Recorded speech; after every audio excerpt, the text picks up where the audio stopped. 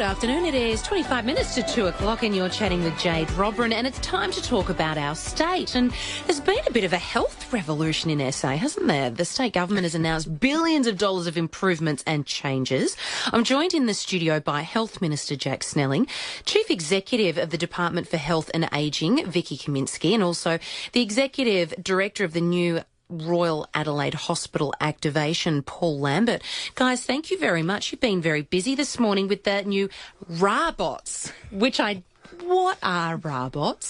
So, automated guidance vehicles, I think, is the full name for them. And really what they're for is to take equipment around the hospital. The hospital is massive, and to really free up the time of our people, the AGVs will actually cart things like linen, pharmaceuticals, and into food trolleys down from the kitchen and up to the wards where it can be given out to the patients. So they're automated, so they look after themselves. They're quite an interesting little they look like a sort of flatbed trolley, but they propel themselves around.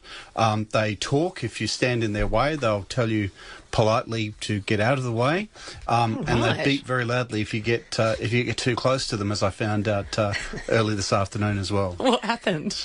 Oh, they at least have this large sort of alarm because last thing we want is people, heaven forbid, riding on them. So they do have this alarm system on. So if you get too close to them, then they beep loudly. People probably won't see them in the hospital. They tend to be working the back part of the hospital, which the normal public's not going to see. But they use these in hospitals around the world. And they're great for take a lot of the heavy lifting that would otherwise have to be done by people out of our hospitals. You must be really excited about them, Paul. Yeah, look, they're a great innovation for us in the new hospital, and it was again great for me to see them all up and working today, all scattering around and speaking in their slightly Germanic accent, telling us that they're about to turn left and about to turn right. So looking forward to that as part of the opening of the new hospital. Minister, are they taking any jobs away? No, because we'll actually end up employing more people through the hospital just because of its size. So no one's going to lose their job out of this. But of course, we're transitioning. So Spotless actually will take over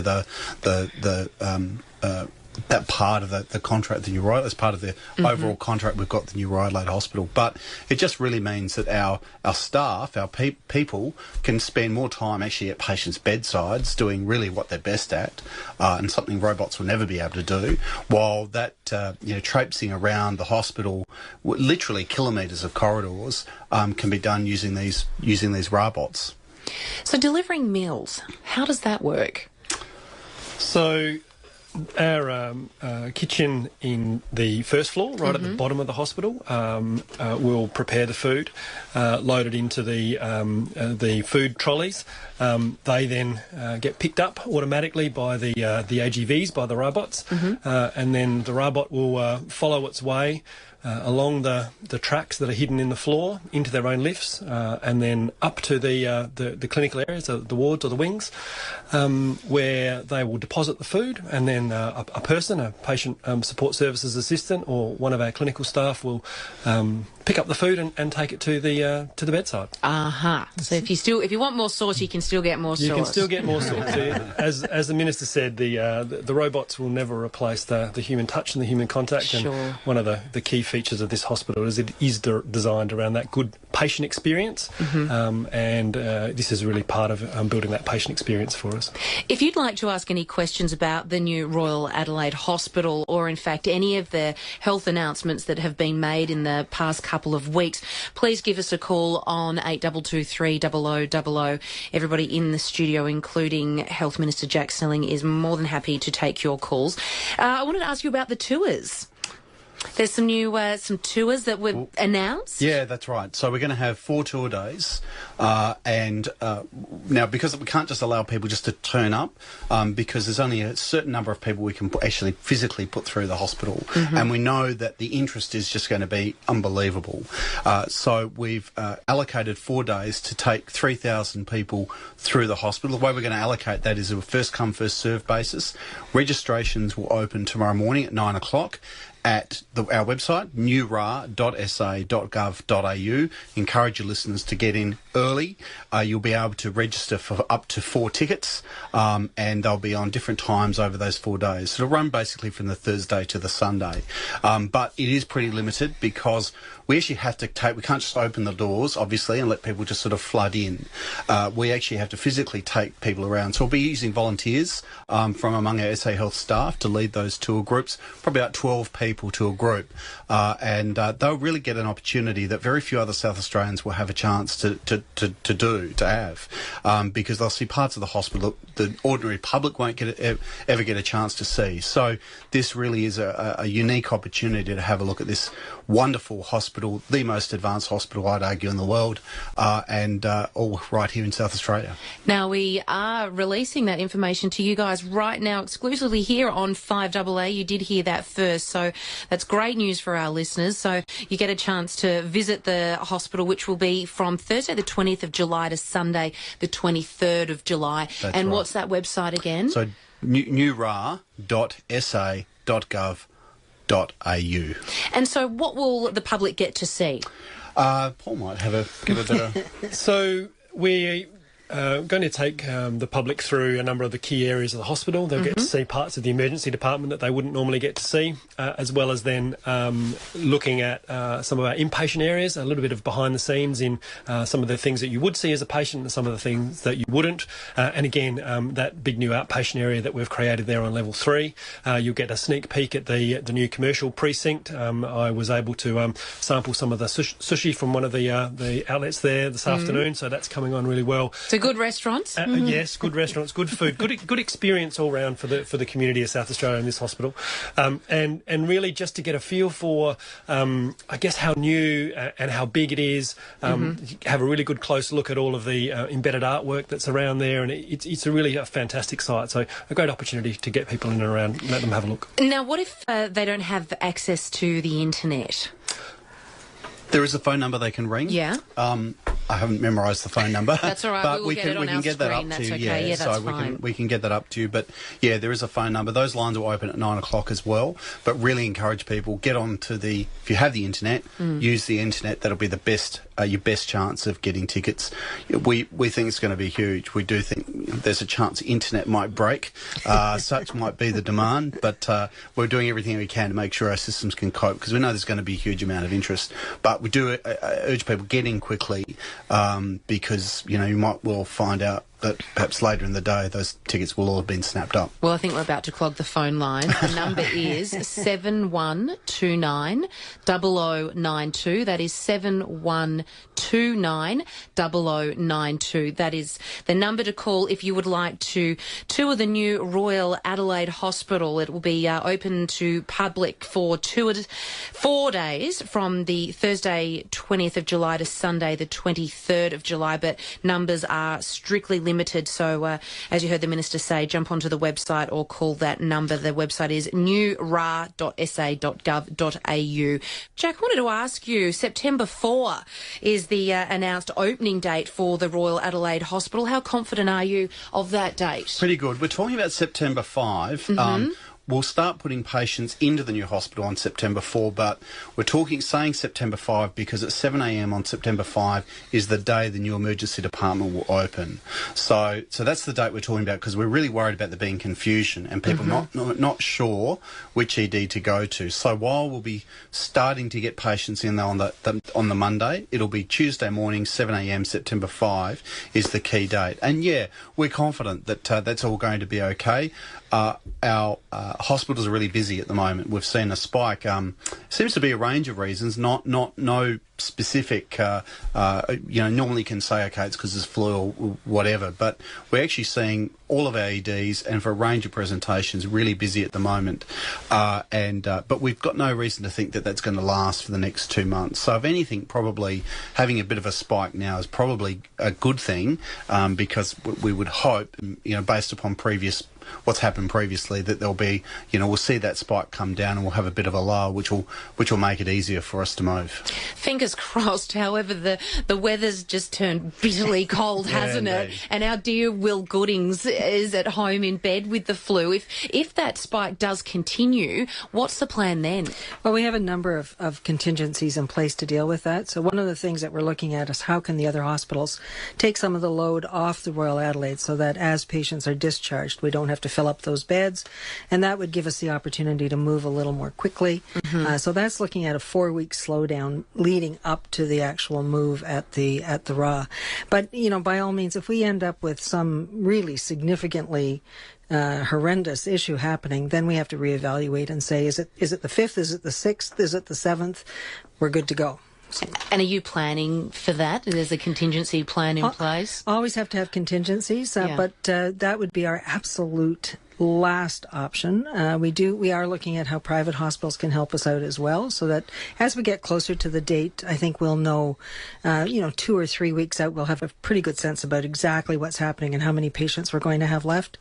If we end up with, 20 or 40 or 50 more patients at the RAH than we anticipated, we'll just move them and we can make that move happen. So we've got great systems in place with our paramedics and with the ambulance transport to be able to do that very, very quickly for us. Vickie, there's been a recent problem with outpatients. Where's that situation at? So really happy to say we've almost got that concluded, and we'll be fitting all of our outpatients into the new RAH. We're looking at possibly keeping the Hampstead rehab unit open a little bit longer, just while we get settled at the new RAH, get everybody in there with their outpatient clinics, and then gradually take the Hampstead rehab unit over to the new RAH as well. So took a lot of work. The doctors were tremendous. They came to the table. They helped us plan how we could fit them in and where we could put them, and looked at configurations of the clinics and how we could actually use all the time very well. Transferring of patients, how's the system going to cope? So when we get to transferring patients, when we always see on weekends a lot of discharges occurring. So we can have upwards of 100 patients being discharged every day. And if we start with that, if we think about that in terms of a Friday, Saturday, Sunday, really emptying out, 2 or 3 or 400 patients, and that leaves us with just a few to transfer at the end of the day. And what's necessary is to be able to have places to put other patients who are arriving at emerge, and so that they do get a bed somewhere else. And that's where we're using our other hospitals to take some of that load in the lead up to the actual transfer. We've got a caller, so if I can ask you to put your headphones on so you can listen to her question.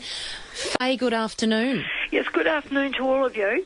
Thanks for this opportunity to be able to ask this question. I just wanted to ask generally, will the new hospital be accessible for people with mobility issues, like when they have to use a walking frame and all that sort of thing? The other thing is, you mentioned about tickets for people to wanting to see this. I can understand that there's limitations to this. Is this free or is there a cost? I'm talking generally again. It's absolutely free, Faye. So, yes, you just need to get in. Bear in mind, though, it's going to be a 2-kilometre walking tour. So Right. I think we've tried to make some provision for people who are a bit have difficulties with mobility, but it's not going to be for everyone. You've got to be able to cover that ground in a reasonably short period of time. With regard to access, I'll let Paul take that. Yeah. Hi, Faye. Good afternoon. With respect for the rest of the hospital, it's a really very accessible for people with different types of mobility issues. Very flat access, good use of elevators. There's no lips, or one of the great things about having a hospital designed from scratch is you can really make sure that it's as accessible as possible. All of our inpatient bedrooms have handrails around the edge, and you'll find as you're walking around there's always somewhere either to stop and have a rest, to get some help, or to steady yourself on something which you know is not going to slip out underneath. Yes, well, I've got the phone number that was given out, and I'm thinking about wanting to come, but I'm not making any promises just at this moment, but I know we've got to get in very quickly. We'd love to see you there, Faye. We would. Thank you very much. Thanks, Faye, very much. Minister Snelling, I wanted to ask you about the story that was in the Advertiser this morning. You've asked for an urgent inquiry into the death of a person at Selleck Beach last Sunday where an ambulance was delayed. Have you received any further information on that yet? Yeah, we have, but I'm not making any comment about that. The family have specifically requested that we don't do anything which is going to continue to add to the media interest in this particular issue. They're obviously grieving, and so at the family's request, I'm not going to add any more. No, I can respect that. I wanted to ask you about the new Women's and Children's Hospital. You've said that you'll spend $528 million to build the new Women's Hospital. Yep. But midwives, nurses and doctors have questioned the decision, with some saying it could cause a logistical problem and lose the efficiency of critical mass on site. Yeah. What do you say to that? So what we've had a look at is what's best practice around Australia, and best practice is to have your women's hospital. So that's essentially it's the centre for your most complex birthing. Women who, for medical reasons, need that higher level of care when they give birth. So, and listeners will remember the old Queen Victoria Hospital, which was brought into the Women's and Children's Hospital in the 1990s. So now, the hospitals that do that, you need that, it's preferable to have that next to your hospital looks after the sickest patients, because they have the range of services that women who in those sort of circumstances need.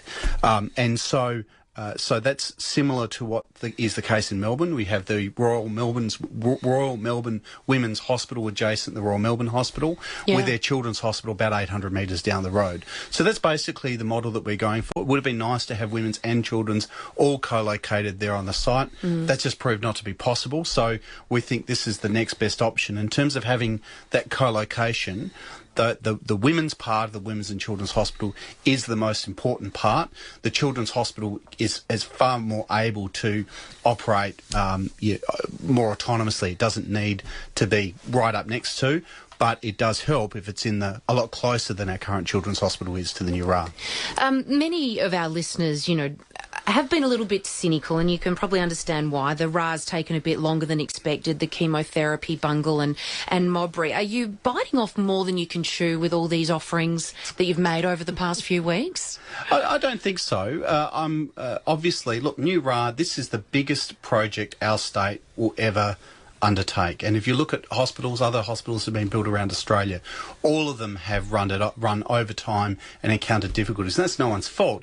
It's just because of the complexity of building a new hospital. It's like building a submarine, because these things, they don't come in an IKEA flat pack.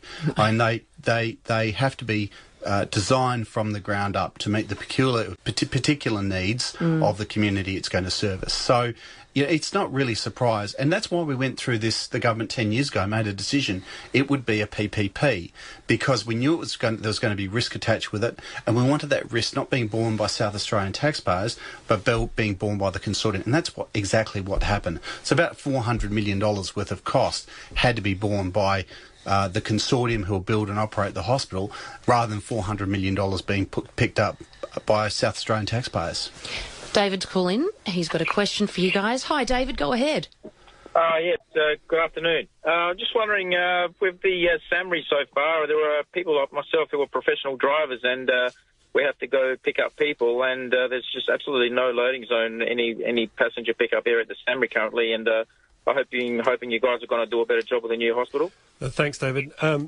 We certainly are. We have some professional parking spaces available, which will give you ready access into the hospital, doing a lot of work with courier companies and other professional drivers to make sure that you've got really good access to that hospital. You can get in and out, do what you need to do, and be on your way.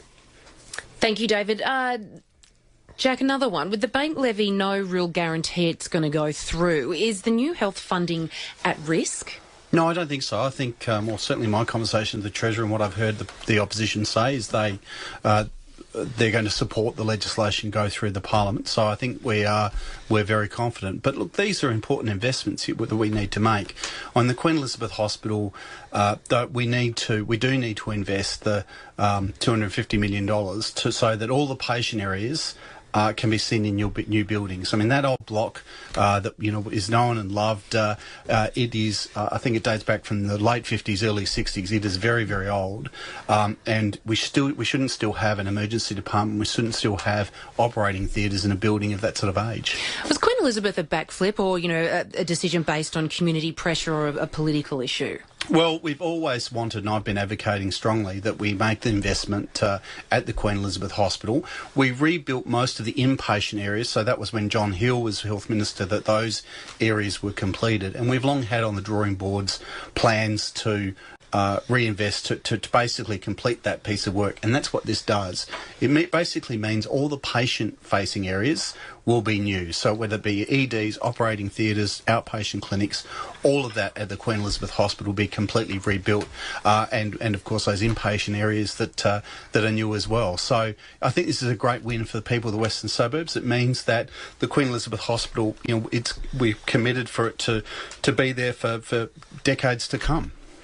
Minister, thank you so much for coming in and joining the program. And Vickie and Paul, thank you so much for your time. Have a great afternoon. Thanks, Jay. Thanks so much.